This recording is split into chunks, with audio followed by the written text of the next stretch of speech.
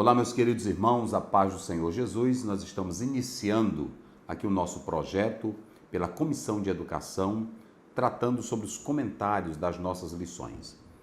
A lição 3, ela tem como tema geral a natureza do ser humano.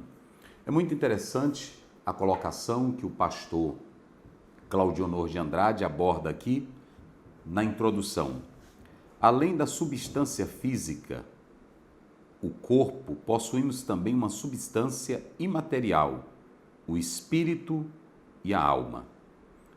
Habilitou-nos Deus, assim, a relacionar tanto com o mundo físico quanto com o mundo espiritual.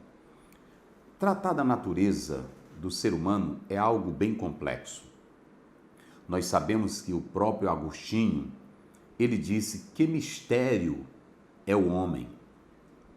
Nós podemos ainda dizer também que no tocante a esse particular, nós temos diversas concepções. Então é um terreno que nós entramos, mas que precisamos pisar nele com argumentos bíblicos, sólidos, verídicos, bem lógicos na palavra, para que não criemos interpretações fora do contexto escriturístico da palavra de Deus. Como já dissemos, nós temos conflitos no tocante à natureza humana, não apenas no aspecto religioso, mas em diversas áreas. Por exemplo, se nós formos analisar a questão da natureza humana, em especial tomando como exemplo a palavra natureza, ela é bem polissêmica, porque a palavra natureza, ela pode falar dos atributos ou daquilo que constitui a própria formação do ser humano, como também a natureza, como meio ambiente em que nós vivemos. Então perceba que já a definição da palavra, ela traz no seu bojo certa complexidade. Mas nós podemos analisar que quando falamos da natureza humana, talvez você diga, é muito fácil esse assunto, é muito simples essa temática, é só ler na Bíblia e entender. Mas de maneira nenhuma. Nós sabemos que todos nós viemos de Deus. Cada um foi formado por Deus. Paulo diz isso em Atos 17. Mas quando você toma um homem, por exemplo, como Hitler, ele foi formado por Deus. Mas será se ele é da mesma natureza que eu? Será se ele tem os mesmos elementos que compõem, que constituem a natureza humana? Aí nós podemos analisar que a questão é que no aspecto antropológico, Hitler entendeu as coisas de modo diferente. Ele acreditava que os judeus jamais seriam semelhantes à raça ariana. Daí a questão dele fazer essa perseguição contra os judeus. Se você pegar, por exemplo, Stalin, se você pegar, por exemplo, outros grandes comunistas que dominaram o mundo, aí você pergunta, eles eram da mesma natureza? Por que reagiram de modo diferente? Nós temos que atentar para o aspecto sociológico, antropológico e filosófico para entender que ambos queriam implantar o seu sistema e seguir uma linha de interpretação marxista para implantar o seu sistema. De modo que esse assunto da questão da natureza, ele é bem complexo. Claro que a nossa temática aqui, ela vai se firmar no que a Bíblia diz, no que a palavra do Senhor fala.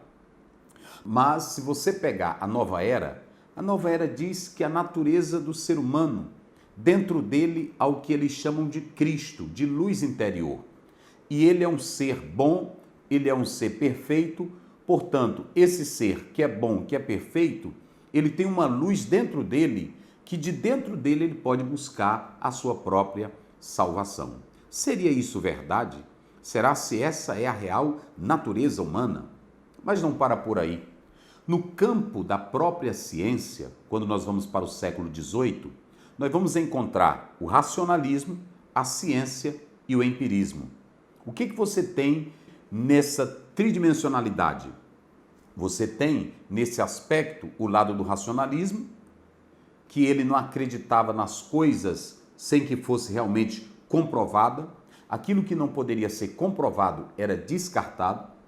entra a física e a química, que começa também a analisar o homem, e por fim, nós temos aí o empirismo, que o homem iria ter o conhecimento pelaquilo que tocava, sentia, pelos sentidos. Então a ciência, ela vai dizer que o homem nada mais é do que uma função orgânica. A essência, a natureza do homem é a função orgânica. Nesse particular, o homem não precisa de credo, o homem não precisa da palavra, o homem não precisa de normas. Perceba que nós temos a definição de natureza nesse particular.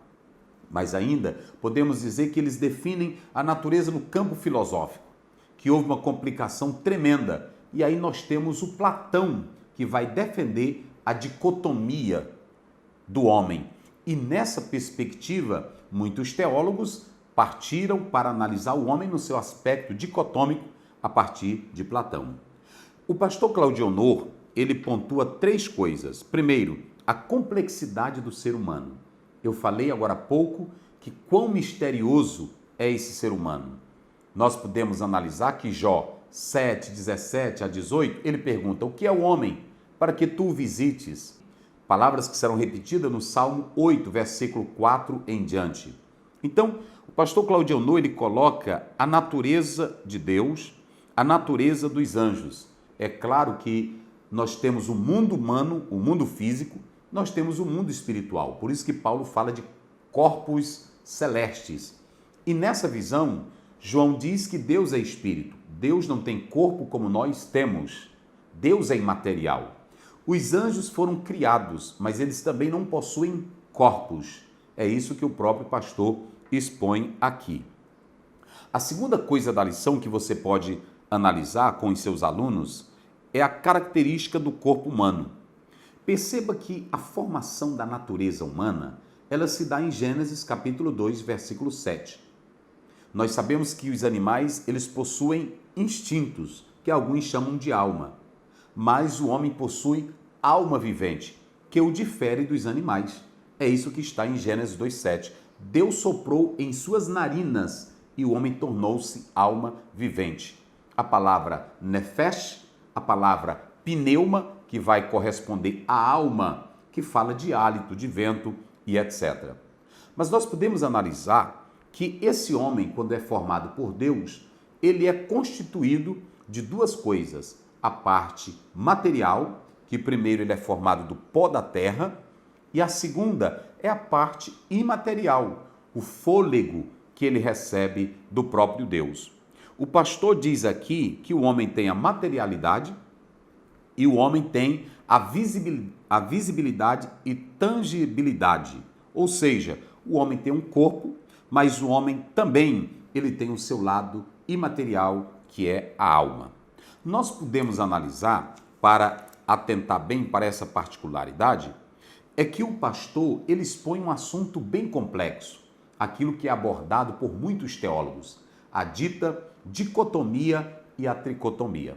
Já pontuamos que Platão ele era defensor da dicotomia. Alguns doutores em teologia seguem a linha dicotômica porque ela é mais antiga, mas ela também fundamenta-se em suposições. E dizem que a palavra alma e espírito, elas são sinônimas ou se correlacionam.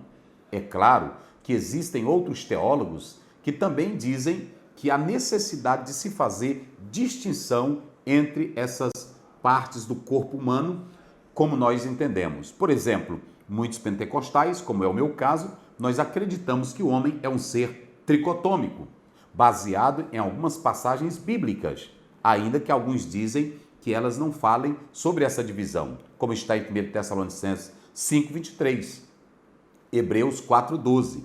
Mas vocês podem observar que também os dicotômicos, eles usam alguns versículos para aprovarem a sua teoria. O que nós podemos e queremos dizer aqui é que o homem, ele é esse ser formado de corpo e formado do lado imaterial.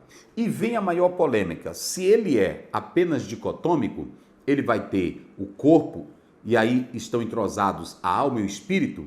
Eles vão dizer o seguinte, é que esse espírito e essa alma, eles exercem funções distintas e podem contribuir para o bem do homem, como por exemplo, a parte do espírito, levando a ter relacionamento com Deus. Mike Perman vai dizer o seguinte, que o homem é esse ser tricotômico, que ele diz assim, o corpo é a bainha que vai colocar tanto o espírito como a alma. O espírito é a parte que nos relacionamos com Deus. E por fim, ele diz que a alma é a parte dos desejos, das emoções. É claro que nós não podemos, queridos professores, pastores e alunos, explicar isso com toda clareza, porque já dissemos que o homem é o mistério. É tão misterioso e complexo esse assunto, para finalizar, que o próprio John Wesley, ele ia dizer que o homem era um ser tricotômico, mas quando aceitava Jesus, ele recebia o Espírito de Deus e passava a ser tricotômico. Ele deixava de ser dicotômico e passava a ser tricotômico.